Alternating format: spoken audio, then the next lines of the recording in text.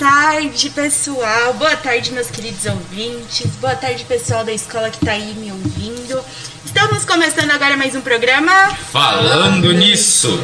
E no programa de hoje estamos aqui com uma presença muito especial na nossa rádio. Estamos aqui com a presença do vereador Adilson. Pode se apresentar, por favor. Boa tarde, eu sou Adilson Girardi, vereador no segundo mandato, morador do bairro Vila Nova, sou servidor público de carreira, sou jornalista.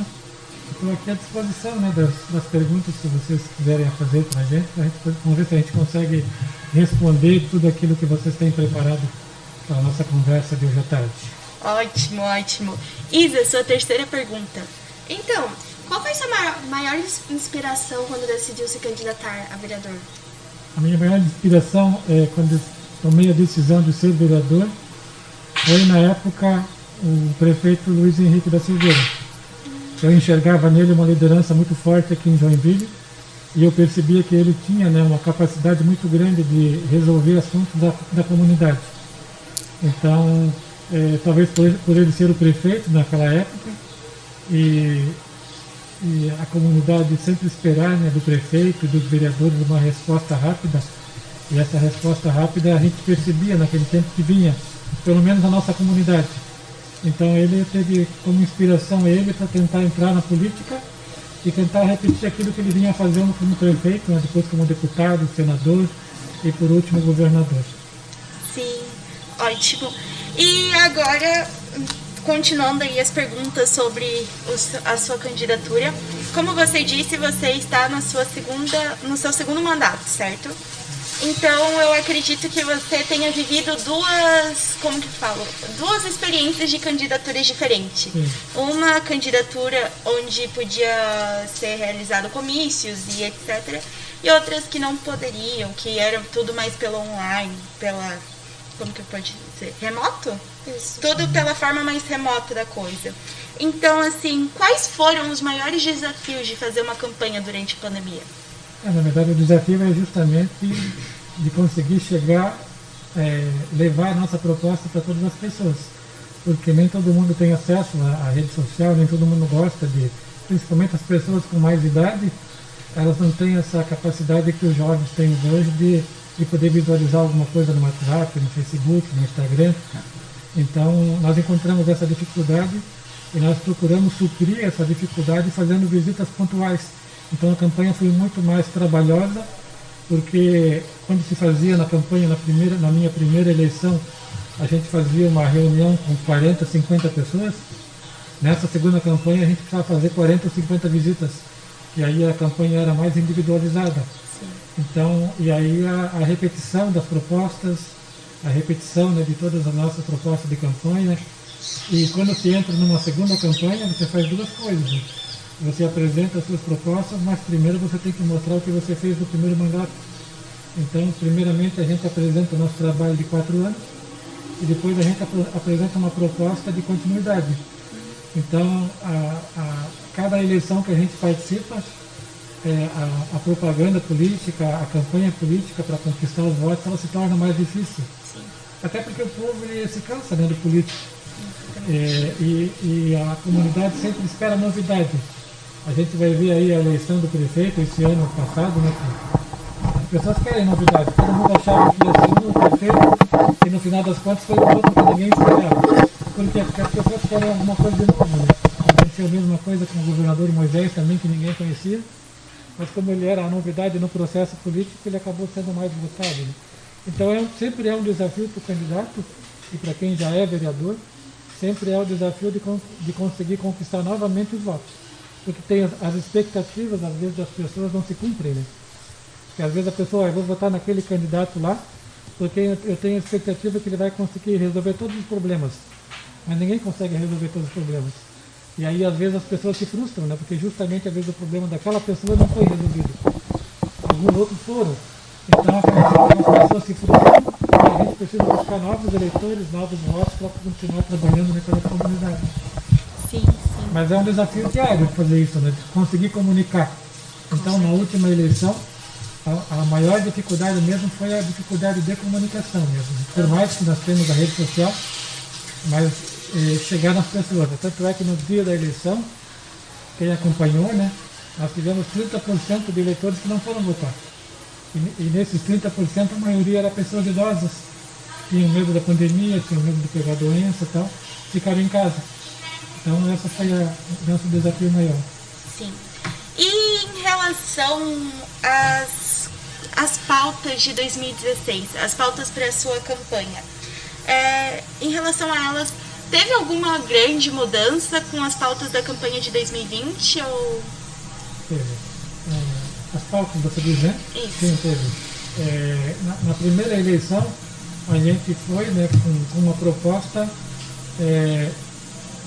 baseada em 3 pilares, na verdade. A primeira era a regularização fundiária, a questão de liberação de escrituras para os terrenos, né, que estavam irregulares. Essa era uma pauta. A segunda nossa, bem forte, era a questão da agricultura, porque como morador lá do bairro Vila Nova, a gente tem uma área dentro do nosso bairro, a gente tem uma área agrícola bastante grande lá. A maior parte dos produtores rurais de Joinville está lá no Vila Nova e em Piraberaba, que são bairros vizinhos. Então a pauta da agricultura era forte também no nosso mandato. E a terceira era a questão do serviço público. Como servidor público, a gente procurava também atender essa parcela da comunidade. No segundo mandato, a gente já tinha alcançado conseguimos avançar em algumas questões, em algumas pautas daquelas iniciais, e no segundo mandato a gente começou a fazer um trabalho mais abrangente. Então a gente começou a se dedicar à cidade como um todo, porque não existe vereador de bairro, né? A gente mora num bairro, tem uma influência maior lá, porque está lá todo dia, mas o vereador é de Joinville. Então a gente começou a trabalhar na questão do nosso carro-chefe para o segundo mandato, que é o escritório itinerante. O escritório itinerante é um trabalho que a gente faz, né, em todos os bairros da cidade. A gente pega a nossa equipe, monta uma barraca lá com 2 ou 3 assessores e a gente fica o dia inteiro num bairro diferente, todas as semanas. Então, quando nós viemos aqui para o Itinga, por exemplo, nós ficamos lá em frente ao posto de gasolina, ficamos o dia inteiro atendendo lá. Aí a comunidade vem, a gente conversa, vem fazer pedidos, reivindicações. Na outra semana a gente vai lá para o bairro. E assim por diante, até alcançar todos os 42 bairros de Joinville. Então esse está sendo o nosso foco nesse segundo mandato, com o objetivo de chegar na comunidade. Quem é daqui que já foi lá na Câmara de Vereadores? Vocês são pessoas novas, né? Atuantes e participam. Se você perguntar na comunidade quem já foi na Câmara, 90% das pessoas nunca foram lá. Exato. Então, o papel nosso é de, se eles não vêm na Câmara, a gente sair de lá e ir até a comunidade para ouvir as pessoas, para poder ouvir a necessidade, as demandas. Então, esse é o nosso foco do segundo mandato, o trabalho nas comunidades, através do escritório que a gente chama de gabinete nos bairros. Né? Que legal. É aquela coisa de quebrar os muros e como que pode as dizer? paredes, né? As paredes, sair da... Como que pode se dizer? Porque eu acredito que a comunidade encara muitos vereadores e os políticos, como o prefeito, deputado, como se eles estivessem num pedestal, como se fossem famosos. Meu Deus, é inalcançável. E é uma proposta muito legal que você está mostrando para o pessoal que, não, a gente como a gente, vou na sua comunidade, vou ouvir. Muito legal a iniciativa. Sabe o que acontece muito? A gente percebeu isso, né, que normalmente os candidatos, quando eles vão procurar se candidatar para ser vereador, muita gente não conhece como é que funciona o sistema da prefeitura. Então, eles, na campanha, eles fazem um monte de promessa. Vou prometer isso, prometer aquilo. Fazer escola, fazer asfalto, e o vereador não faz obra. Mas eles prometem, para ganhar voto. Aí, quando ele se elege, ele chega lá na Câmara de Vereadores e vai perceber que não é bem assim. Ele mesmo não sabia que não era assim. E quando ele percebe que não é assim, ele fica com medo de voltar lá na comunidade e dar a cara para bater, porque ele não vai conseguir cumprir. Então nós tentamos fazer o processo inverso. Nós fizemos uma pesquisa durante o nosso primeiro mandato, perguntando assim, né, qual é a maior dificuldade que você tem com o vereador. Aí a maioria das respostas foi de que o maior problema é que o vereador se elege e depois desaparece. Ninguém mais vê. Só vai encontrar a carinha do vereador daqui a 4 anos na próxima eleição. Que era o candidato Copa do Mundo que eles chamam, né? Parece 4 anos. Então nós tentamos ir, a partir dessa pesquisa, procuramos inverter o processo de ir na comunidade e estar presente. Então, aí a gente registra, bota no nosso material de de internet, a gente faz uma propaganda, para mostrar para as pessoas que a gente está no bairro, está na comunidade. E tem gente que não acredita, inclusive quando a gente está no bairro, tem gente que chega na nossa barraquinha lá, tem gente que acha que é a barraca da vacina, tem gente que acha que é a barraca para vender aparelho celular. Aí quando a gente fala, não, aqui é a barraca do vereador Adilson Girardi, mas ele não veio aqui, né? Aí ele, não, sou eu o vereador. Ele olha para mim, é verdade. Tem gente que não acredita. Mas é um começo, né? Se todo mundo começar a fazer assim, o trabalho começa a modificar, né? Então a gente não pode pensar nos outros. Se quer mudar, começa por si mesmo. Né? Então foi por isso que a gente tentou fazer dessa forma. Exato. Kim, sua segunda pergunta. Tá. O que você falaria para o Adilson de 18 anos? Isso é bom, né? Primeiro eu diria para ele que para ele não ter pressa com algumas coisas e ter pressa nas outras, né? Eu diria para ele não ter pressa, por exemplo, para o cuidado com a família, com os filhos, porque passa muito rápido. Eu casei e os meus filhos hoje, a minha filha tem 31 e o meu filho tem 28, já foram, né?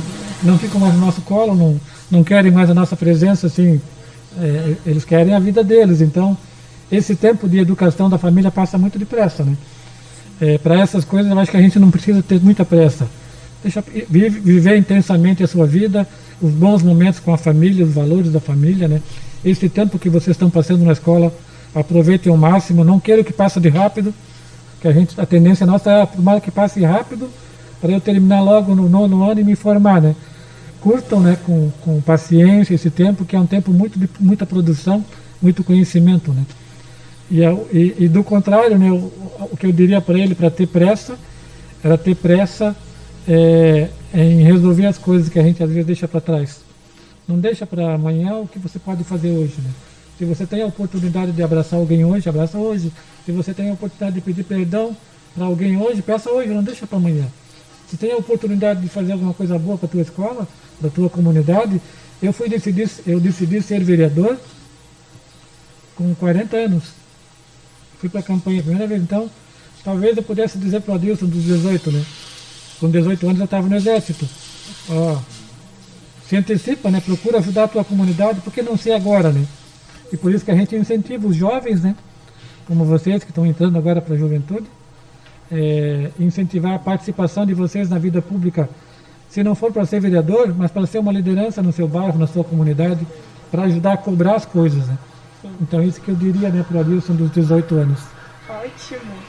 E agora, falando agora um pouquinho, voltando para o Adilson do presente, Tá. Qual é a maior dificuldade em ser uma pessoa pública, em estar aí dando a cara a tapa? A primeira para mim seria a timidez, que eu era uma pessoa bastante tímida quando eu comecei na política. Até as pessoas criticavam a minha postura, porque eles diziam, como é que uma pessoa igual a Adilson, que não conversa com ninguém, vai ser vereador? Aí eu tive que provar para eles que o vereador não precisa falar muito, ele precisa agir. Mas essa foi uma dificuldade, uma barreira que a gente enfrentou, né? A nossa introspecção, nossa timidez que a gente tinha, atrapalhou bastante o processo político das pessoas que nos enxergavam. Mas nós conseguimos provar isso durante o primeiro mandato, que a gente foi eleito lá entre os vereadores do primeiro mandato, o vereador mais atuante na primeira legislatura. E para isso não precisou fazer altos discursos, não precisou ser um tagarela que fala com todo mundo, bastou a gente trabalhar, fazer o nosso trabalho, atender bem as pessoas, dar a resposta, né? Porque uma das maiores dificuldades do político é dizer não, né? Mas eu diria que a maior virtude de um político é saber dizer não. É ir buscar a solução para o problema, mas da mesma forma que se alegra quando vai lá dizer, nós conseguimos resolver. Da mesma forma chegar, não deu para resolver, não tem como, a prefeitura não resolve, o governo do estado não resolve. Então, a gente tem que saber também responder à comunidade, porque eu acho que o que a comunidade quer, o que o povo quer, é uma resposta, seja sim ou seja não. Sim. Então isso eu acho que a gente conseguiu ultrapassar essa barreira. Ótimo. Agora a gente vai dar uma pausinha pro break e no próximo bloco a gente vai voltar perguntando qual a opinião sobre o atual governo do vereador. Então fica ligadinho aí. Rádio Web Metropolitana Joinville, a sua rádio na sua casa. Rádio Web Metropolitana Joinville, a sua rádio na sua casa. Boa tarde, pessoal. Estamos voltando agora com o programa Falando Nisso. Então, como já tínhamos falado no bloco anterior, estamos aqui com o vereador Adilson Girardi, que está conversando com a gente, está batendo um papinho muito legal. Eu acredito que vai ser um papo muito proveitoso tanto para o vereador quanto para a gente. Agora a gente vai para um bloco um pouquinho mais sério, um bloco onde a gente vai falar um pouquinho mais sobre a política em si. E o Luiz que vai comandar esse bloco. Pode começar. Então, vereador, qual a sua opinião sobre o atual governo, tendo em vista que o presidente já teve escândalo de rachadinha, o tratoraço, aumento do fundo eleitoral e recentemente teve o veto do projeto que era para combater a pobreza menstrual? Bem, o governo atual, quando iniciou em 2009, ainda sem a pandemia, né, que a pandemia iniciou em março, mas em janeiro de 2019, quando o novo governo começou o seu trabalho, os indicadores todos mostravam que a gente deveria entrar num período melhor no país. Aí entramos em março com a pandemia, ficamos aí praticamente 2 anos parados, né, com a economia quase que estagnada. E eu dividiria a minha análise em relação ao atual governo em 2 partes. Né. A primeira parte que eu considero boa, que é o resgate da questão familiar, da questão da moral, do civismo, que foi acentuado nesse governo. Não se falava mais, né, em hino nacional, em respeito à família, em respeito aos valores, e isso eu acho que foi retomado de uma certa forma bastante interessante. E isso que eu considero assim, o maior ganho em relação a esse curto período aí do governo, 3 anos até agora. Por outro lado, a questão da economia, seja ela por causa da pandemia ou por causa da língua solta do nosso presidente, eu acho que a gente perdeu um pouquinho com isso. Então a gente percebe aí que alguns dos escândalos poderiam ter sido evitados, né, caso o presidente tivesse uma postura talvez um pouco mais séria em relação ao cargo que ele ocupa. Algumas falas desnecessárias, eu acho que é o principal problema dele hoje. E a questão dos acontecimentos, da corrupção que a gente tem visto aí, né? Esse não é um fato isolado, é um fato que vem acontecendo aí já nos últimos 15 ou 20 anos. A gente vem percebendo que a cada dia surge um escândalo diferente, né? Agora, mais do que aparecer os escândalos, o importante é que seja investigado. Então, hoje não existe mais forma de colocar para debaixo do tapete, porque a rede social expõe. Então, mesmo que você queira esconder, está muito aberto, né? Você vê que essa semana, por exemplo, né, uma pessoa que trabalhou na empresa Facebook saiu de lá e divulgou todos os entre aspas, podres da instituição. Então hoje não tem mais segredo. Apareceu o problema, a rede social explora. E explorou, apareceu o problema no governo, a obrigação é que haja essa investigação e no caso o julgamento, né, dos responsáveis em todos os níveis da sociedade, inclusive no governo federal. Então a minha avaliação hoje que eu faço é que se por um lado o governo ganhou com a questão da volta dos respeitos aos valores da família, por outro lado eu acho que ele precisa ainda percorrer um longo caminho para retomar a seriedade, né, de um governo federal de um país que é um dos maiores de todo mundo. Essa é a avaliação que eu faço inicialmente. E sobre a sua campanha, como foi os gastos? Foi utilizado algum fundo eleitoral ou foi fundo de algum investimento privado? Nossa campanha não teve participação de fundo eleitoral, a gente não recebeu recurso do partido. Nós fizemos uma campanha baseada em doações de voluntários. Então os recursos que a gente investiu na campanha, eles foram utilizados, né, para pagamento de pessoas que trabalharam na campanha, os cabos eleitorais, para distribuir os panfletos. Nós gastamos com internet para impulsionamento de mensagens. Nós gastamos com combustível para poder as nossas equipes poderem rodar a cidade e fazer os trabalhos. Nós gastamos com alimentação para a nossa equipe que trabalhou, poder almoçar, poder tomar água, poder comprar o protetor solar, porque é pé na estrada, né? Nós gastamos também com material gráfico. O partido cedeu alguma parte do material, mas a outra parte nós precisamos produzir, né? Então esse material gráfico são os santinhos, os panfletos, os adesivos para veículo, para carro, né? Então essa foi a composição dos nossos gastos. Mas todo o recurso que nós gastamos na nossa campanha todo ele foi originário, né, ou de recursos próprios ou de recursos doados, né, por parceiros, né, amigos durante a campanha. E sobre as privatizações, qual que é a opinião do vereador? Eu sou a favor do Estado mínimo. Então eu penso assim que aquilo que não é, aquilo que o governo municipal não é atribuição específica, ele pode repassar. Então, por exemplo, vou dar um exemplo aqui de Joinville. Para que a prefeitura de Joinville precisa pagar e cuidar da arena? Se não tem nada a ver com o esporte, faz parte da cidade, mas não tem nada a ver com a prefeitura cuidar de um campo de futebol. Então eu sou a favor de que pegue, por exemplo, a Arena Joinville, o Centro Eventos, a Cidadela Antártica, a Expoville, e faça uma parceria público-privada e repasse tudo isso para a administração do privado. E aí faça as cláusulas lá, quando a prefeitura, por exemplo, precisar usar o Centro Eventos, faz um calendário anual e coloca dentro do contrato da parceria, a prefeitura vai precisar do Centro Eventos 3 vezes no ano. Nesses 3 vezes do ano a prefeitura não vai pagar. E no restante do ano, quem paga e quem faz a manutenção e quem explora seria a iniciativa privada. Então acho que quanto menos encargos tiver por poder público, mais dinheiro vai sobrar para poder investir em obras.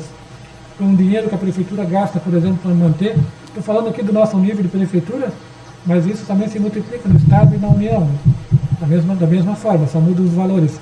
Mas enquanto a prefeitura estiver gastando para fazer manutenção, por exemplo, da arena, que é um campo de futebol, um estádio, não vou dizer que o esporte não é importante, mas isso poderia ser repassado para iniciativa privada, uma empresa cuidar, e o recurso que a prefeitura utilizaria para fazer aquela manutenção, poderia usar para pavimentar a rua, para fazer um posto de saúde, para fazer mais uma escola, para fazer mais uma creche.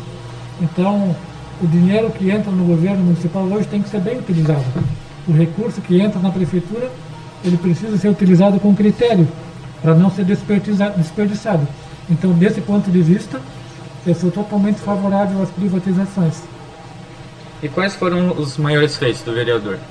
Bem, nos 2 mandatos a gente conseguiu encaminhar, pelo menos, nós temos lá pelo menos uns 80 projetos de lei encaminhados na Câmara de Vereadores, e entre aqueles que foram aprovados, eu posso destacar alguns, né, que foram de bastante importância para a cidade como um todo. O primeiro deles foi em relação à questão dos desmembramentos urbanos. O que é um desmembramento urbano? Quando você separa, pega um terreno que tem 10 lotes e você separa esse terreno em 10 lotes. Normalmente uma família tem um terreno grande e aí quando os filhos casam, o pai pega o terreno e divide para os filhos. E a lei antes ela exigia que quando se fizesse essa divisão, o doador teria que passar uma parte para a prefeitura, 15%. Então é por causa para implantar equipamentos comunitários. Então a gente barrou essa lei nos terrenos até 10 mil metros quadrados. Porque nesse tipo de terreno só traz prejuízo para o proprietário, porque a parte que ele teria que doar para a prefeitura era uma parte pequena para a prefeitura, mas que geraria uma perda muito grande para o dono. Então vamos supor que eu tivesse um terreno aqui, tivesse que dividir para os 4 filhos aqui, ó, que eu tenho aqui. Aí a hora que eu fosse desmembrar, eu tinha que doar um pedaço para a prefeitura desse aqui. Aí ia faltar um terreno para ela. Entende? Então a nossa lei, ela isentou essa doação, e hoje, se a pessoa tem um terreno desse, ele pode fazer a divisão normal sem ter que repassar nada para o município. Essa foi uma lei que nós fizemos. Nós fizemos uma lei também para garantir nos restaurantes e nos shoppings, nas praças de alimentação, para garantir um espaço para o cadeirante.